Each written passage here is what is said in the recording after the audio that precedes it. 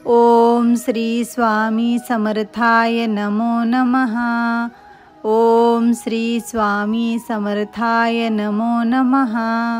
ओम श्री स्वामी समर्थाय नमो नमः। ओम श्री स्वामी समर्थाय नमो नमः। ओम श्री स्वामी समर्थाय नमो नमः। ओम श्री स्वामी समर्थाय नमो नमः। ओम श्री स्वामी समर्थाय नमो नमः। ओम श्री स्वामी समर्थाय नमो नमः। ओम श्री स्वामी समर्थाय नमो नमः। ओम श्री स्वामी समर्थाय नमो नमः।